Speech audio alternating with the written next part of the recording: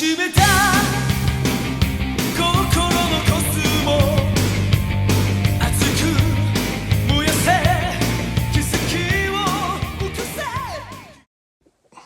Et si le manga allait sauver le comics en France? Le titre de cette vidéo peut paraître au premier abord présomptueux et optimiste, mais prenez le temps de m'écouter un instant. Le marché du comics a toujours été plus ou moins un marché de niche. Oui, ça ne veut pas forcément dire grand-chose, sauf qu'on peut aisément faire un état des lieux dès lors que les comics n'ont plus été diffusés dans nos kiosques à journaux, et principalement par la maison d'édition Semic. D'ailleurs, cette dernière perdra les licences Marvel Comics en 96 et c'est ainsi qu'on verra apparaître du DC et du Image Comics par la suite. La maison d'édition finira par mettre la clé sous la porte en 2005. Donc je ne vais pas vous conter une nouvelle fois mes premiers pas de consommateur avec le manga, si ce n'est que je faisais partie de ces gamins de 12-13 ans qui fréquentaient la librairie Tonkam pour découvrir des produits importés du Japon. J'achetais principalement mes Dragon Ball VO, voilà, à partir du tome 36 jusqu'à l'apparition du tome 1 de Video Girl Ai. C'est littéralement avec ce titre que je suis tombé dans le manga traduit en français, car à l'époque, je ne voyais pas l'intérêt de découvrir en manga, je mets des guillemets bien sûr, les titres tels que Dragon Ball ou Ranma 1/2, alors que ces adaptations animées ont accompagné toute mon enfance. Mais quelle erreur! Puis ma découverte du comics se situe, me semble-t-il, autour des années 94-95. Je trouvais le temps trop long entre les différentes sorties manga et je trouvais une certaine procuration avec les comics disponibles en kiosque.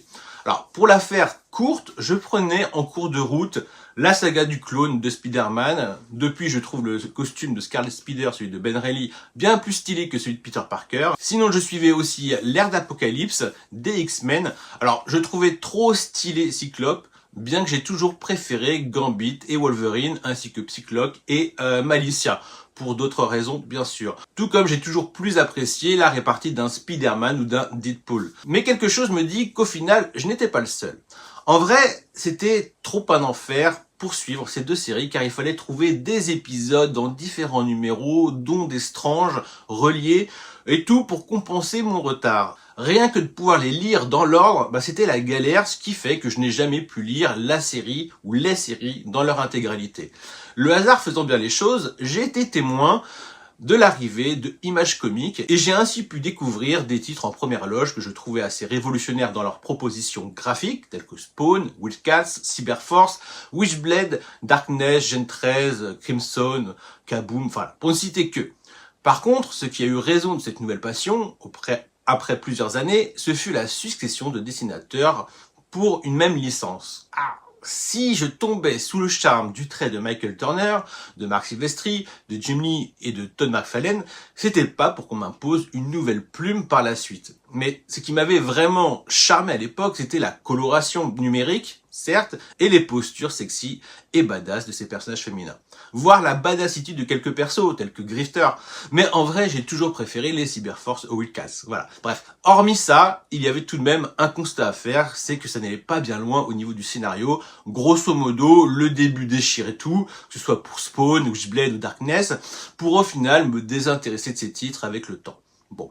Puis pour revenir au manga, en plus des éditions Tonkam, avec des titres tels que Cyber Weapon Z, R.J. Veda, Tokyo Babylon, Azate Dance, ainsi que Angel de Eugene, mais aussi Den Akare, Katsai et La vie de Bouddha, il y avait aussi les éditions J'ai lu qui arrivaient sur le marché avec des titres tels que City Hunter, Fly, Kimagure Orange Road, et de tête chez Kana, il y avait aussi Senseiya et le fameux Yu Hakusho, ainsi que la découverte de Détective Conan.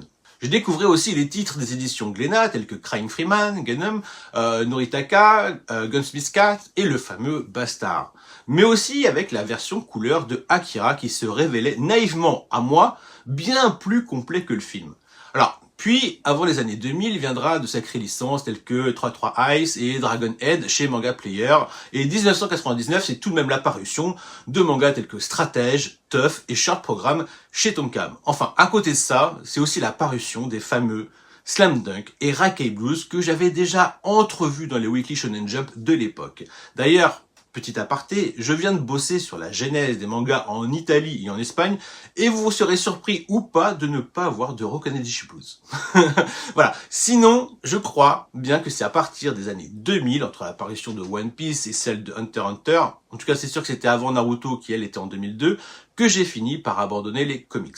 Pour toutes les raisons que je vous ai citées avant, et puis parce que le budget d'un grand ado n'était pas non plus extensible, et que je voulais dorénavant me consacrer exclusivement à ma passion du manga. Je dis ça, mais à cette époque j'étais aussi à fond dans la consommation du catalogue HK vidéo, et je passais aussi pas mal de temps dans les vidéoclubs, et bam Papy Boomer.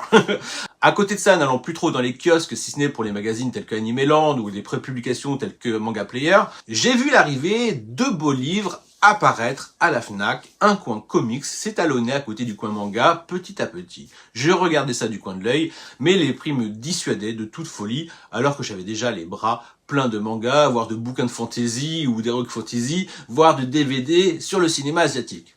Le seul comics que je prenais le temps de lire à la Fnac, c'était les The Walking Dead, suite à la première saison de la série télé. Voilà, pour vous situer un petit peu. Ce qui est marrant, c'est que c'est encore une production de Robert Kirkman qui me fera poser de nouveau un pied dans cet univers du comics avec la licence Invincible.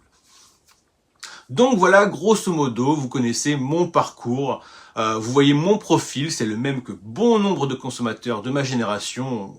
Voilà, ni plus ni moins, ce qu'on pouvait pas s'acheter ou ce qu'on trouvait trop cher, on le lisait à la Fnac. Et pourtant, je faisais partie des privilégiés, car sous prétexte de culture chaque semaine, je pouvais déposer quelques tomes dans le caddie lorsqu'on faisait les courses en famille le samedi à Carrefour. Les Akira couleurs ou les sorties J'ai lu et Kana, c'était du pain béni pour mon portefeuille jusqu'à mes 18 ans. Mais revenons-en au fait que le marché du manga va peut-être sauver le marché du comics en France. Alors, vous vous êtes tous rendu compte que le marché du manga a atteint des sommets. C'est d'autant plus vrai que ce soit avec la génération Netflix ou le soft power des animés qui a dû ramener de nouveaux lecteurs durant la période du confinement. C'est Eldorado qui a fait de la lecture une activité essentielle autorisée par l'État, autorisant ainsi les libraires à rester ouverts durant cette période, au même titre que les magasins d'alimentation. Alors, il y a bien sûr l'influence des réseaux sociaux, mais c'est aussi grâce, et ce n'est pas négligeable, grâce au pass culture, plus communément surnommé le pass manga, qui s'avéra être une véritable aubaine pour se lancer dans l'aventure des séries dites plus longues des mangas, dépassant aisément bien sûr la vingtaine de tomes. Ce que n'a pas réussi à faire les comics a priori, malgré le soft power des blockbusters américains de Marvel et DC Comics au cinéma. Pour ma part, et je devine que je ne suis pas le seul, les séries télé ont eu leur petit effet avec des séries comme The Boys, The Preacher, Sandman et l'adaptation animée de Invincible, un peu comme l'a fait à l'époque The Walking Dead avec moi et bien d'autres, je le devine, au vu des ventes des licences en France et certainement dans le monde. Mais je pense aussi à The Watchmen, voilà, forcément j'en oublie. Ce qui a peut-être fait la différence, c'est la méconnaissance des univers comics, dont certaines ont déjà fêté leurs 80 ans. Et la question qui revient souvent, c'est par où commencer ? Je pense à la licence Batman. Mais c'est pareil pour ces alter-ego que sont Superman et Spider-Man. On connaît tous les X-Men, que ce soit par les différents films, dessins animés ou les quelques comics isolés qu'on aurait pu lire par-ci par-là en cours de route. Ce qui aide bien les nouveaux lecteurs aujourd'hui, c'est qu'il y a des chaînes YouTube pour les guider, puis c'est la grande mode des omnibus, ce qui permet de retracer certains classiques devenus cultes, à lire ou à posséder absolument selon vos propres critères. Le truc, c'est que, et l'image du comics en souffre depuis que la diffusion ne se fait plus dans les kiosques, c'est que le comics c'est très cher. C'est même trop cher. Le prix d'un omnibus se situe entre 50 et 100 euros. À côté de ça, ces derniers temps, il y a eu de nombreuses collections qui permettaient aux nouveaux lecteurs de lire les meilleurs récits. Il y a eu la collection Must Have chez Marvel, ainsi que la collection Le meilleur des super-héros chez DC Comics. Et dernièrement, il y a même eu une collection Batman avec des incontournables à moins de 5 euros en grand format. Tout comme Urban DC Comics ont sorti leur collection Nomade dans un format proche du manga et à un prix équivalent en proposant les récits cultes de la collection Vertigo. Certainement pour agripper le consommateur de manga, mais aussi un public plus large avec une diffusion en supermarché. Et c'est là que les cartes vont se rabattre grâce au manga. Car si le manga a toujours fait croire qu'il n'était pas cher, il suffisait d'être collectionneur pour comprendre que c'est une erreur de penser ça. C'est un gouffre financier. Et d'autant plus lorsqu'on s'engage dans des séries sans fin. Et même si c'est pour notre plus grand plaisir. Le truc, c'est que ça a toujours été un produit de luxe. C'est pourquoi il y a un monde parallèle où le manga se consomme gratuitement. Parfois, le marché du manga en France en pâtit, parfois il en profite. Ce qui est sûr, c'est que les personnes qui se contentent de consommer gratuitement n'étaient pas destinées à être de véritables consommateurs. Par contre, rien ne dit qu'ils ne le seront pas plus tard, à l'avenir. Du moins ça, c'est ma perception positive de la chose. Après, j'aime aussi penser que l'auteur mérite d'être payé à sa juste valeur pour son taf. Donc bon, voilà. Je ne vais pas m'attarder dessus, d'autant plus que je ne suis pas irréprochable. Puis en ce qui concerne le comics, si j'ai bien compris, je crois que notamment chez DC Comics, les auteurs ne profitent pas de royalties sur des personnages licenciés et donc sur leurs œuvres. Enfin, j'imagine que ce doit être la même chose chez Marvel. Donc, je disais que le manga a toujours été un produit de luxe. Avec les années, il le démontre toujours plus, avec des éditions toujours plus enrichies. Puis le prix a connu ces dernières années une hausse sans précédent. Aujourd'hui, proposer une édition de mauvaise qualité ou ne proposant que le strict minimum est devenu trop récurrent pour ne pas dire courant. Et servir le minimum syndical est un manque de respect total envers le consommateur, qui de plus est dans la majorité des cas un fidèle consommateur. Le marché est en hausse, les maisons d'édition peuvent mieux payer leurs employés, le consommateur paie plus cher, même si lui n'est pas mieux payé par son employeur, il achètera forcément un ou deux mangas de moins, mais à côté de ça, c'est normal qu'il soit plus exigeant envers les maisons d'édition et plus sélectif dans sa consommation.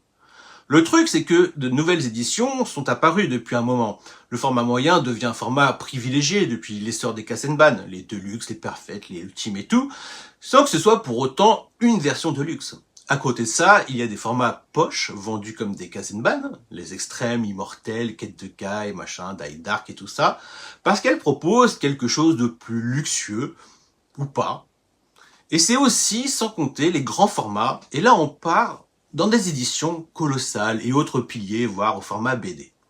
Mais les éditions que je retiens, et qui pour moi ont vraiment fait la différence, ce sont les éditions dites luxueuses, les vraies, et assumées comme telles que les éditions Prestige de Delcourt Tonkam, regroupant des séries plus disponibles à la commercialisation dans un bel écrin, ou telles que Isan Manga, dont le business model se base sur un produit de luxe avec des licences qui soit ne sont plus commercialisées, soit encore inaccessibles sur le marché français, tout en misant sur des œuvres patrimoine ou juste nostalgiques. À partir de ces éditions qui peuvent atteindre les 30 €, il me semble que le marché du manga a mué. Que ce soit pour Fleur de Pierre et EQ édité chez Revival, ça fait toujours mal de sortir un peu moins de 30 €. Et pourtant, lorsqu'on repose le livre, après lecture, on est pleinement convaincu. On ne regrette pas un tel achat, car on peut estimer qu'il vaut le coup.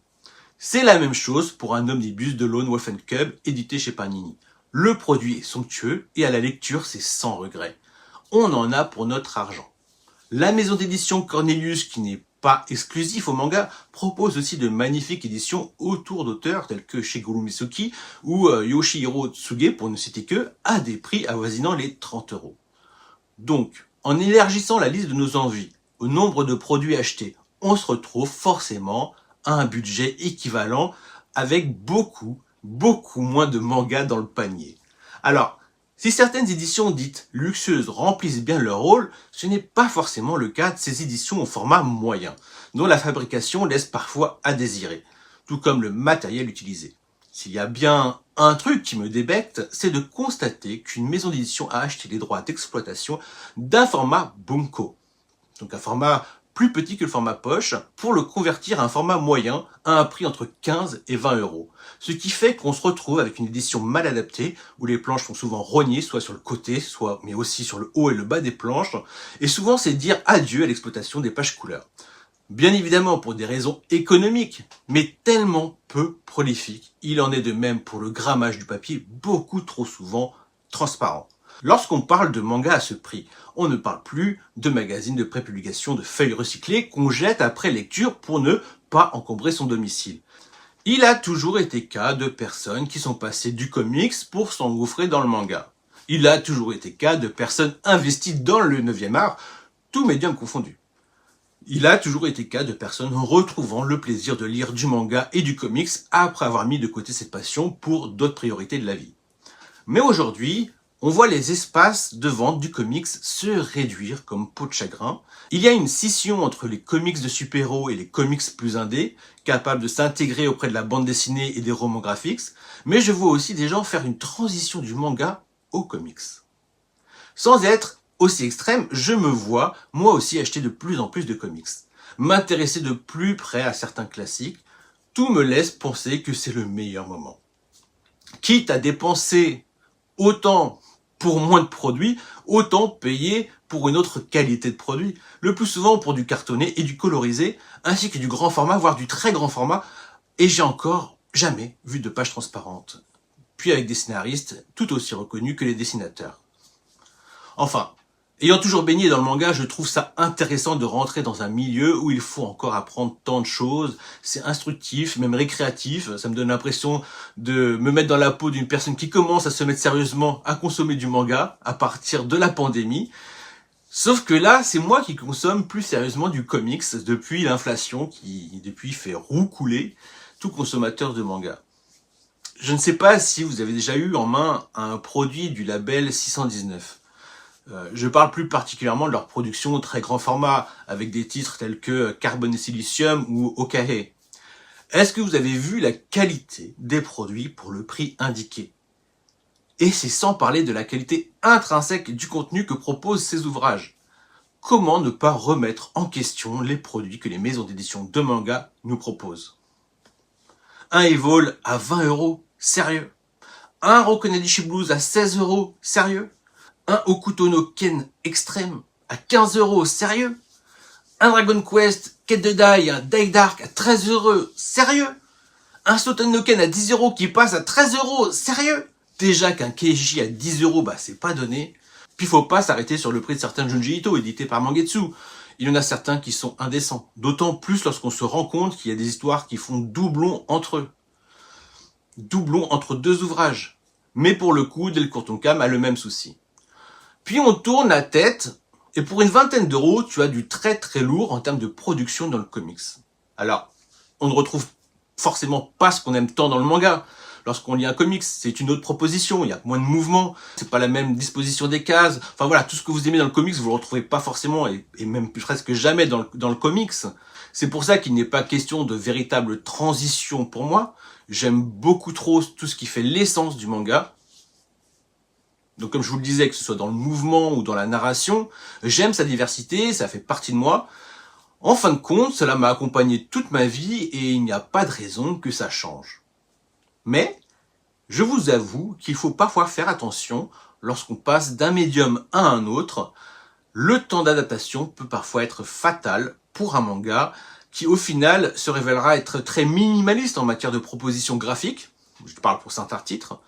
Tout comme le comics peut lui se montrer trop statique et trop cliché dans les poses de ses super-héros, trop cliché dans leurs poses lorsque ça traite de super-héros, voire caricatural avec toujours les mêmes archétypes qui reviennent en boucle.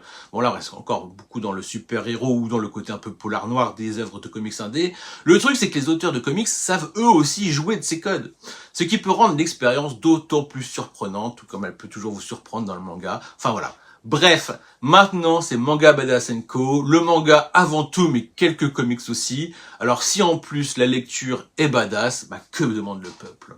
Pour conclure, je vous parle en tant que consommateur moyen, donc il est fort possible qu'avant moi et qu'après moi, il y a d'autres personnes à tenir ce même raisonnement.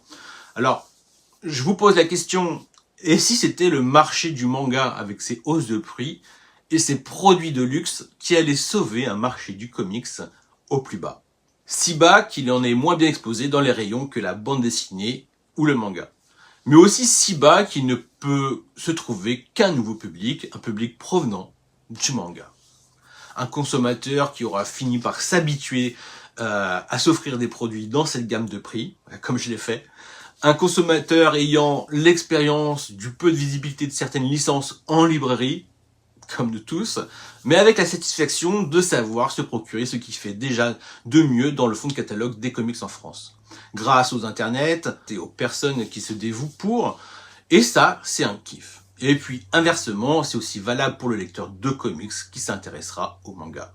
Alors, je ne sais pas si cette nouvelle passion pour le comics va perdurer, Mais puisqu'aujourd'hui je n'arrive même plus à suivre le rythme des sorties manga, soit parce qu'il y a trop de nouveautés, soit parce que certaines sorties sont trop espacées, ce que je trouve au final totalement contre-productif, et bien autant me satisfaire n'ayant plus l'excuse du comics, c'est trop cher. Voilà, ça marche plus. Et que mes habitudes de consommation du 9e art restent un plaisir et non un devoir. Sur ce, je vous dis à bientôt. Ciao!